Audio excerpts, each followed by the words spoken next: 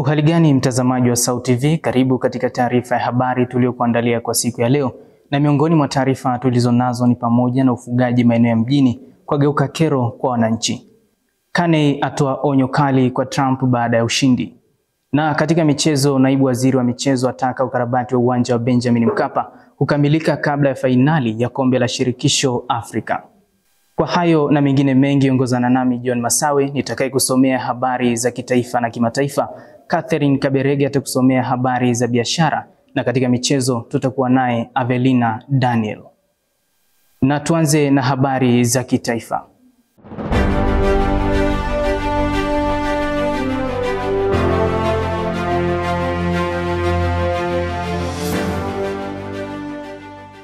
Baadhi ya wananchi wa eneo la Nganza, wilaya ya Nyamagana, jijini Mwanza, wameiomba serikali kutenga na kuboresha maeneo maalum kwa ajili ya wafugaji, wakieleza kwa ufugaji wa mifugo katikati ya makazi ya watu umekuwa kero kutokana na harufu, kelele na hatari za kiafya, huku mfugaji mmoja akieleza namna anavyokabiliana na changamoto hizo ili kuendeleza shughuli za ufugaji mjini.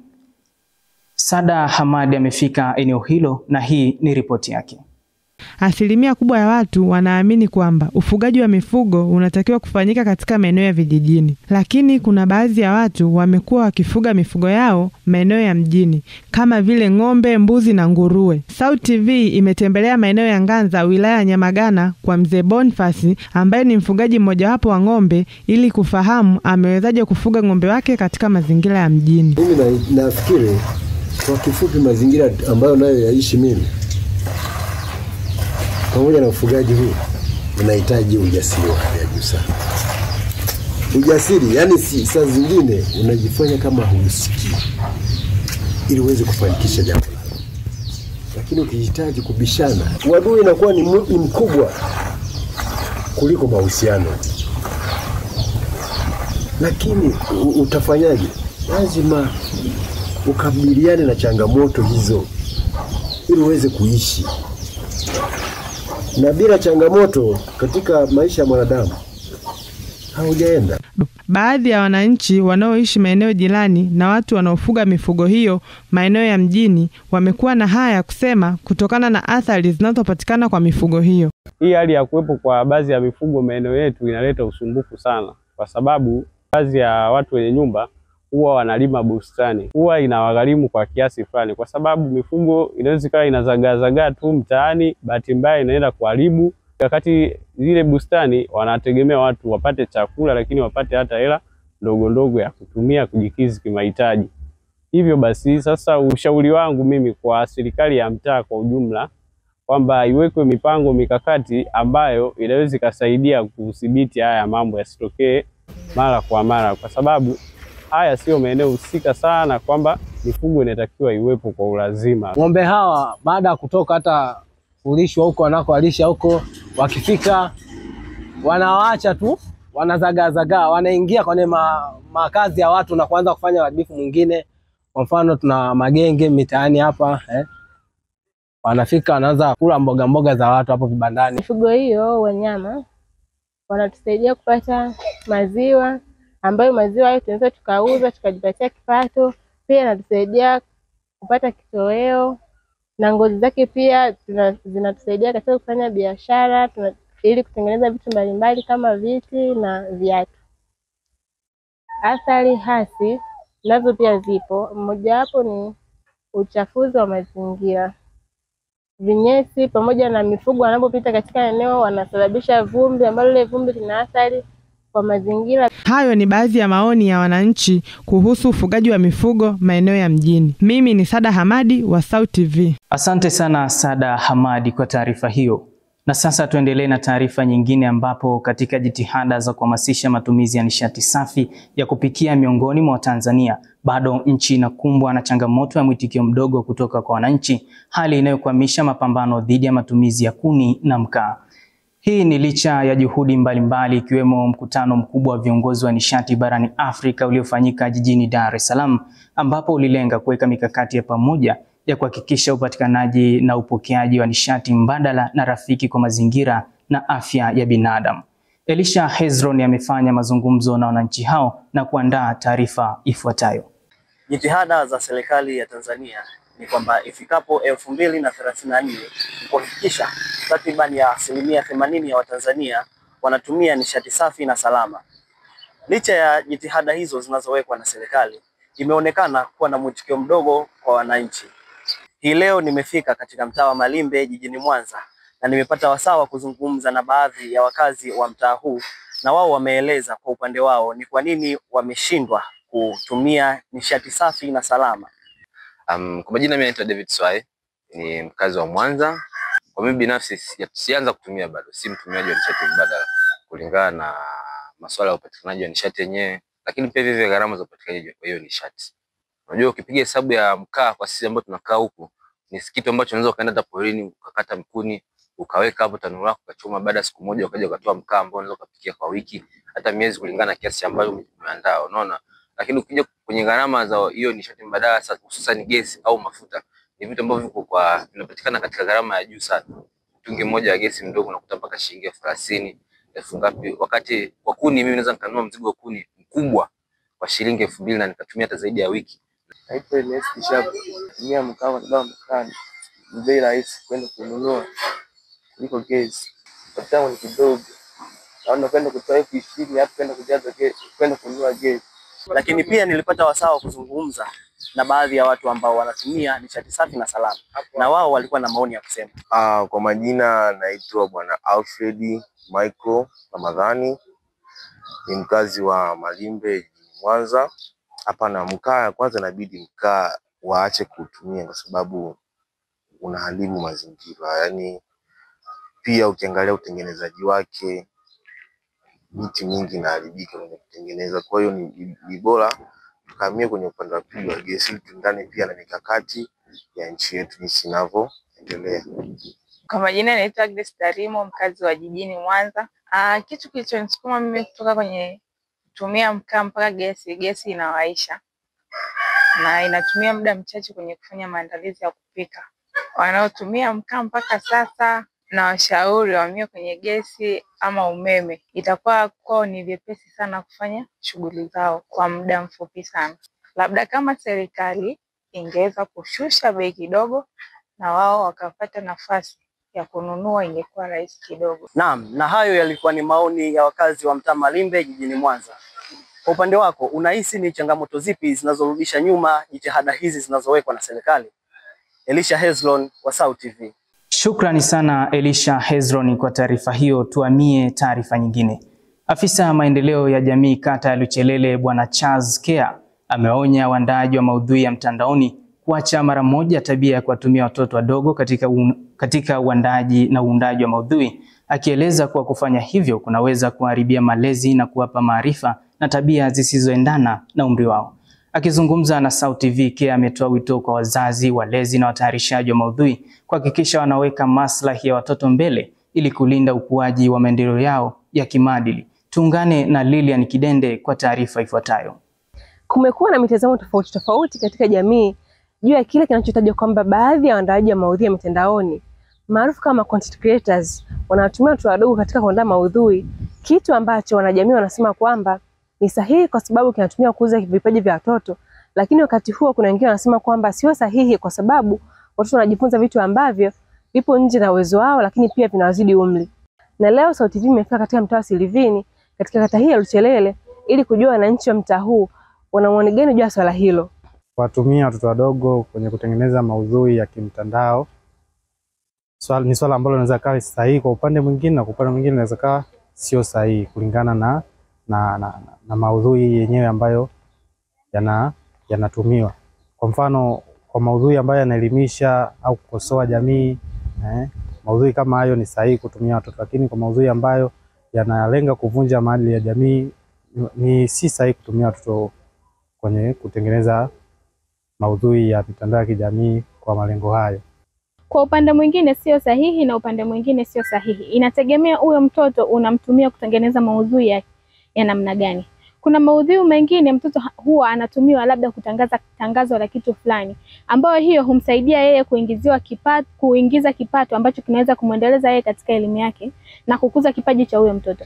Lakini kwa wakati mwingine kutengeneza hayo maudhui kwa kupitia watoto inaweza kuwa sio sahihi. Mfano maudhui ambayo yanamlazimisha mtoto kutamka maneno mabaya ya kashfa na kutukana watu wazima. Kwa hiyo kwa upande wangu mimi inaweza ikawa ni vizuri au sio vizuri. Swala la watengenezaji wa maudhui ya kimtandao hasa wanaotumia watoto, binafsi mimi nalitazama kama swala ambalo si zuri. Si zuri kwa namna gani? Kwa sababu kuna baadhi ya maudhui ambayo wanatengenezewa watoto, kitu ambacho pengine kinaweza ikawa ni kinyume na maadili. Sasa namna gani tunamfundisha huyu mtoto ikiwa baadhi ya maudhui ambao wanatengeneza watoto pengine ni maudhui ambayo yanahusiana na masuala ya vilevi, kitu ambacho pengine mtoto anaweza katika yale mazingira akaanza kuvitumia. Kwa swala la baadhi ya watengenezaji wa maudhui ya kimtandao ambao wanatumia watoto, kwangu mimi naona si swala zuri, kwa sababu pengine baadhi ya maudhui yanaweza akawa yanaenda kinyume na maadili.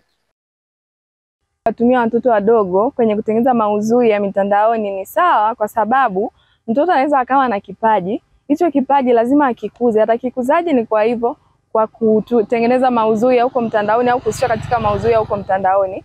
Hicho kipaji anapozidi kukua kutumia hayo maudhui, anaweza akafanikiwa, akaendesha maisha yake, anaweza akaokoa familia yake. Unakuta labda familia uchumi ni wakati, na ukizingatia kwa sasa hivi ajira ni chache. Kwa hiyo kipaji chako kinaweza kikawa ndo ajira yako.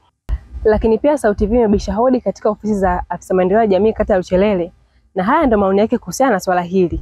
Kuwatumia watoto wadogo kwenye mitandao ya kijamii, kwangu mimi sioni kama ni sahihi. Kwa sababu kwa nini umexpose kwa watu ambayo hawahusiki nao? Msubiri akue, ajiweke mwenyewe. Lakini unamtengenezea mazingira gani huyo mtoto ambayo ni ataona kwamba maisha ndio hayo ya kujiposti kwenye mitandao, badala ya kufikiria nifanye nini, awe mbunifu wa vitu mbalimbali. Alikuwa yeye anachofikiria ni kujiweka kwenye mitandao tu, jiandika. Kwa hiyo nikiripoti kutoka katika kata hii ya Luchelele wilayani Nyamagana mkoani Mwanza, mimi ni Lilian Kidende wa Sauti TV. Karibu tena mtazamaji wa Sauti TV, na tuendelee na taarifa zetu tukiangazia habari kutoka nje ya mipaka ya Tanzania.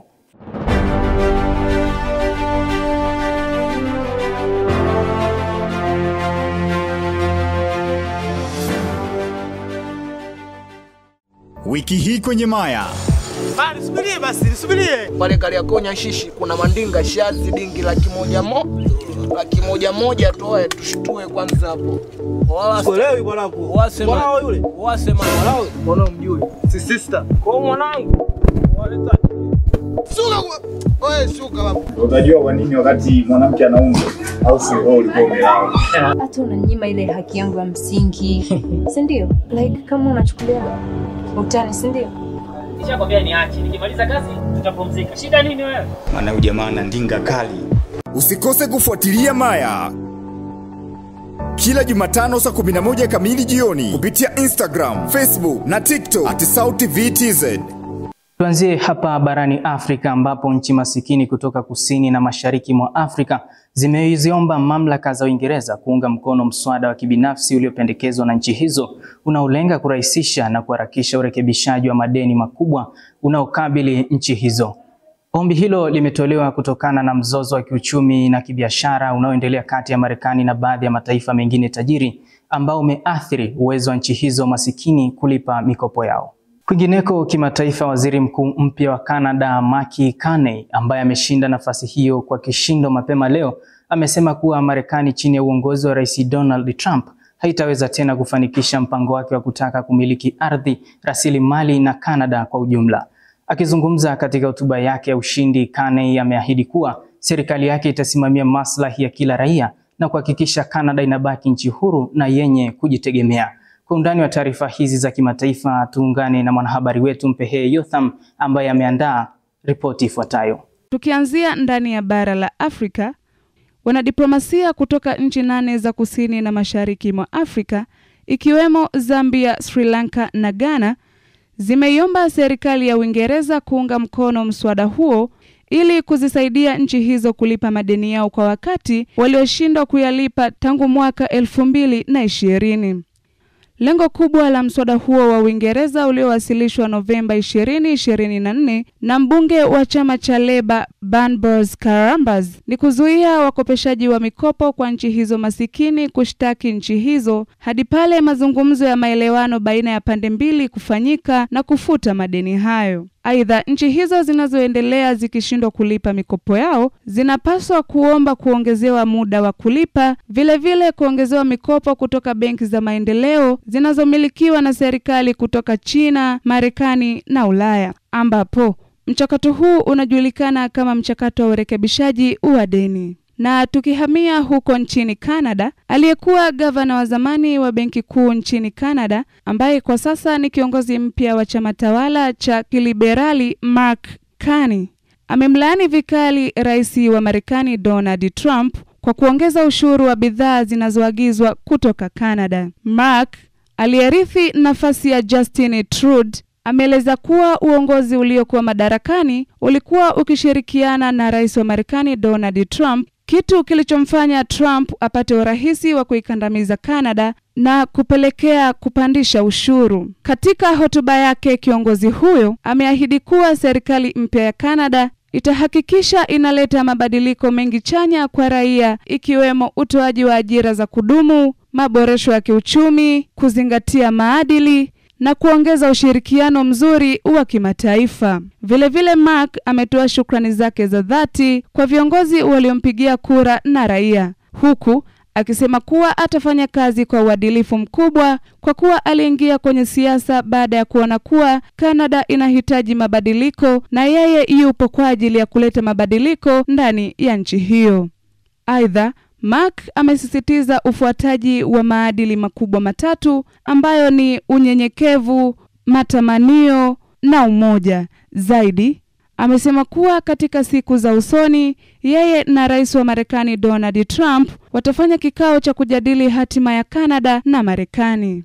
Wakati hayo yakijili nchini Canada, yafuatayo yalijili huko Uholanzi. Hayo yamejili jijini Hague, Uholanzi, ambapo mahakama ya kimataifa ya haki za binadamu ICJ inaendelea kusikiliza kesi ya Israel ya kuzuia huduma ya madawa na chakula iliyoanza kusikilizwa rasmi siku ya Jumatatu ya tarehe 28 ya mwezi wa 4 mwaka 2025. Ni siku ya pili sasa ambapo mahakama ya kimataifa ya haki za binadamu inasikiliza kesi inayomkabili Israel ambayo inatarajiwa kusikilizwa kwa muda wa wiki moja.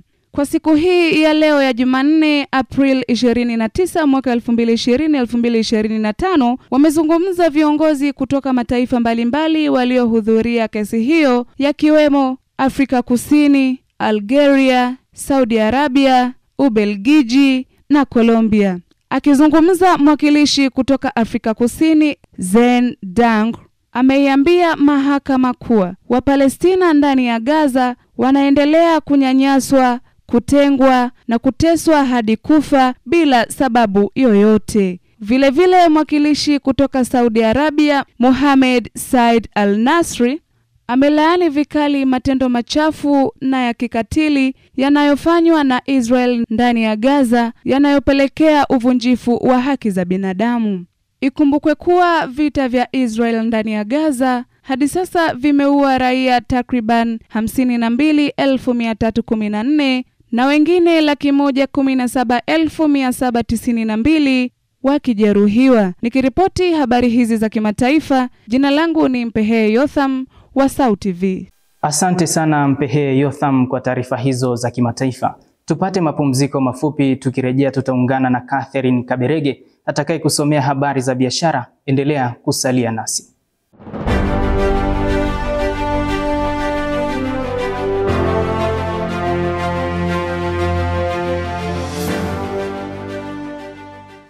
Karibu mtazamaji wa SAUT TV na sasa ni habari za biashara. Jina langu ni Catherine Kaberege. Tukianzia hapa jijini Mwanza ambapo waendesha bajaji katika kituo cha Malimbe kata ya Luchelele wamesema kuwa kupamba bajaji zao kwa mitindo ya kuvutia na jumbe za kibiashara kunachangia kwa kiasi kikubwa kuboresha huduma zao za usafiri kwani huvutia wateja zaidi, kuongeza kipato na hata kujitofautisha na waendesha bajaji wengine. Na katika upande wa biashara kimataifa, hisa za dunia na dola za Marekani zimeongezeka kwa kasi hii leo baada ya serikali ya Rais Donald Trump kutangaza mpango wa kupunguza athari za ushuru wa magari, hatua ambayo inadhihirisha mabadiliko katika sera za biashara ambazo zimeathiri masoko duniani ndani ya mwezi huu wa 4.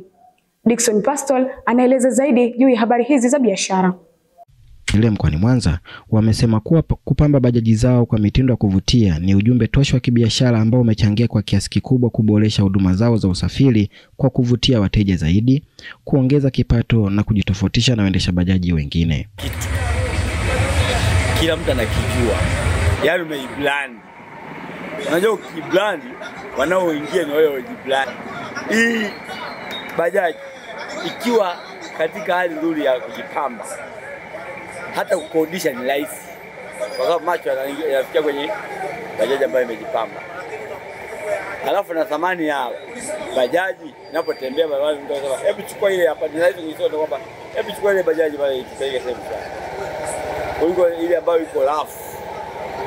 Naona kwa majina naitwa Mandari Elia. Mimi ni mfanyabiashara wa biashara hii ya kusafirisha abiria, kwa maana kwamba nimeruka bajaji. Sasa leo tunazungumzia katika upambaji wa bajaji, ama kwa Kiingereza wanasema kupimp bajaji. Faida zake hasa ni kuremba bajaji kuna faida nyingi sana. Nitaenda kutaja chache.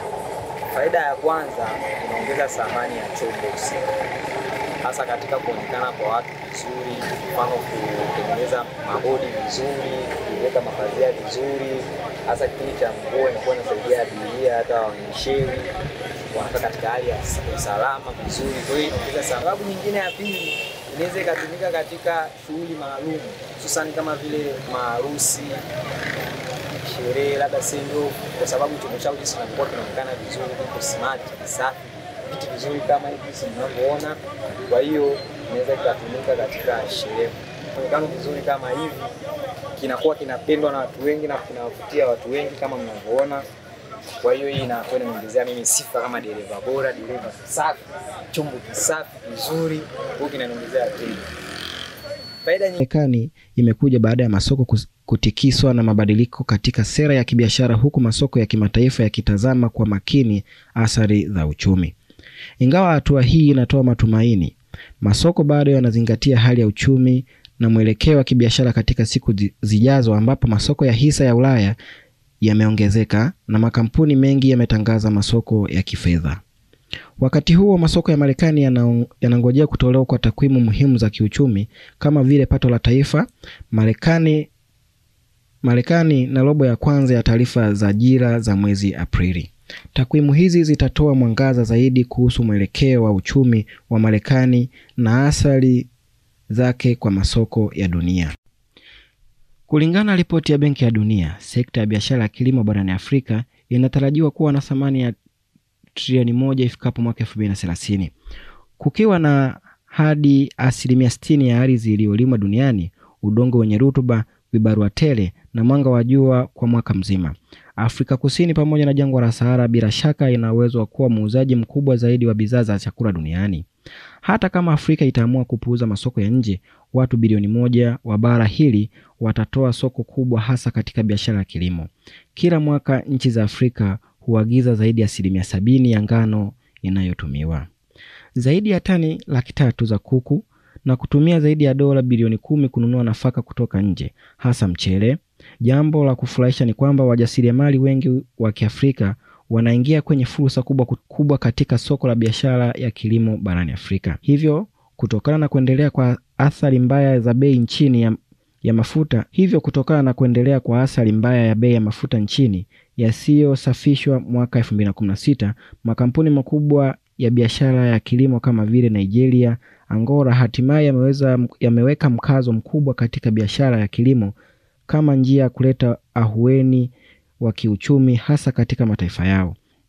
Hii ina maana kwamba serikali katika nchi hizi sasa ziko wazi zaidi, zinaunga mkono mpango ya biashara kilimo kama ilivyo kwa nchi nyingi barani Afrika, huku Tanzania ikiwa ni miongoni mwa nchi hizo. Asante Asante sana Dickson Pastor kwa taarifa hizo. Mtazamaji, ni mwisho wa taarifa za biashara tulizokuandalia kwa siku ya leo. Tupate mapumziko mafupi na tukirejea ni habari za michezo na mwanamichezo wetu Avril Daniel. Endelea kutazama SAUT TV habari. Mimi ni Catherine Kaberege.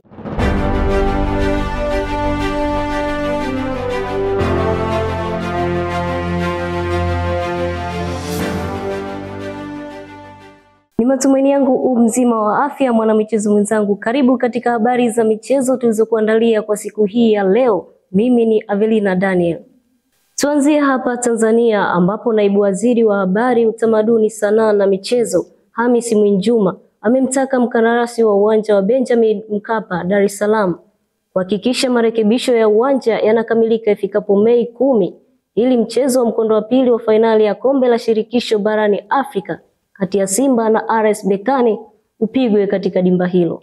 Na katika michezo kimataifa, upande wa masumbwi, bingwa wa dunia wa ndondi katika uzani wa juu Alexandra Usyk amesema kwa msimamo mkali kuwa hana lawama yoyote kuhusu tukio la utata lililotokea kwenye pambano lake dhidi ya Daniel Dubois mwaka 2023 ambapo Dubois alimpiga ngumi katika sehemu nyeti ya mwili, eneo ambalo haliruhusiwi kulengwa kwa mujibu wa sheria za ndondi ulimwenguni, na kusisitiza kuwa maamuzi ya refarii hayawezi kuwa mzigo kwake kama bondia mzoefu. Kwa undani wa taarifa hii na nyingine za kimichezo, tuungane naye Jumaa Mohamed.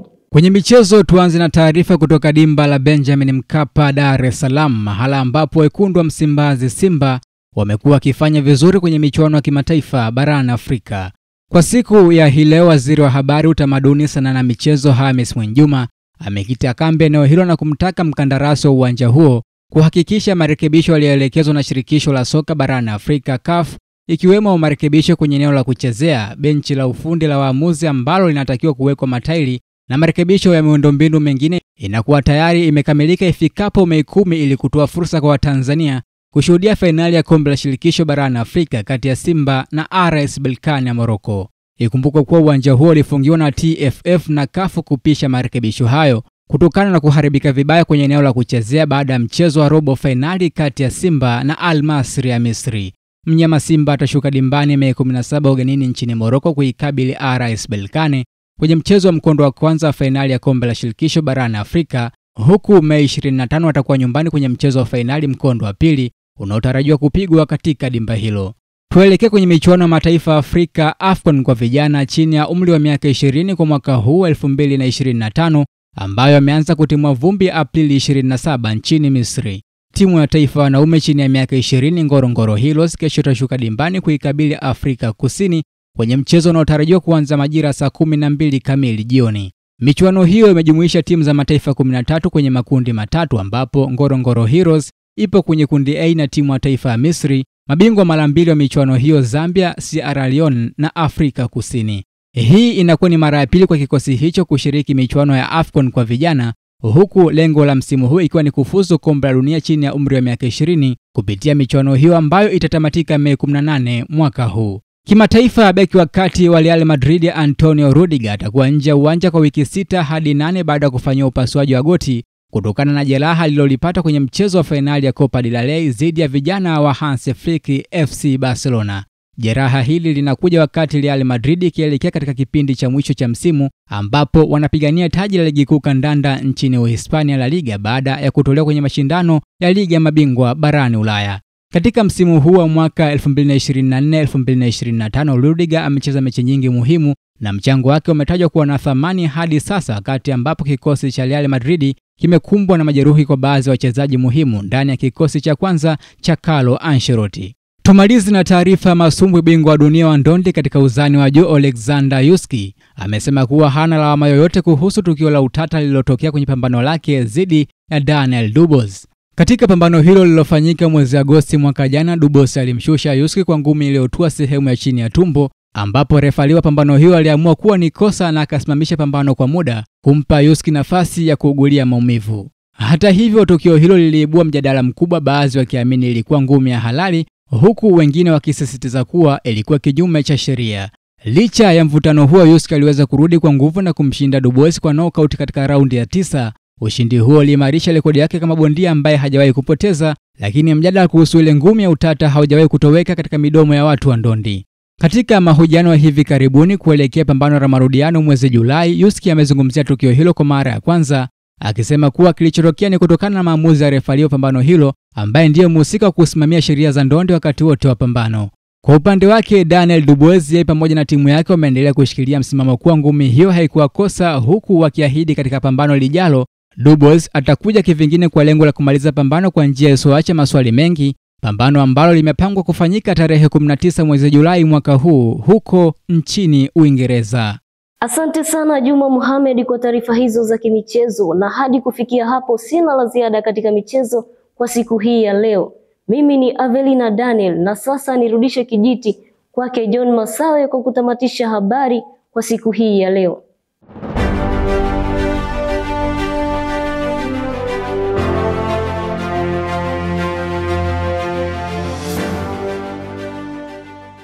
Asante sana Avelina Daniel kwa taarifa hizo za michezo. Na mtazamaji, taarifa hizo za michezo ndizo zinazotutamatishia taarifa ya habari kwa siku ya leo. Lakini kabla ya kumaliza taarifa ya habari, tupate tena muhtasari wake. Ufugaji maeneo ya mjini kwa geuka kero kwa wananchi. Kani atoa onyo kali kwa Trump baada ya ushindi. Na katika michezo, naibu waziri wa michezo ataka ukarabati wa uwanja wa Benjamin Mkapa kukamilika kabla fainali ya kombe la shirikisho Afrika. Kufikia hapo sina la ziada kwa siku ya leo. Kwa niaba ya wote walioshiriki kuandaa taarifa hii ya habari, jina langu ni John Masawe. Nikutakia utazamaji mwema wa vipindi vingine kutoka hapa SAUT TV. Uwe na usiku mwema.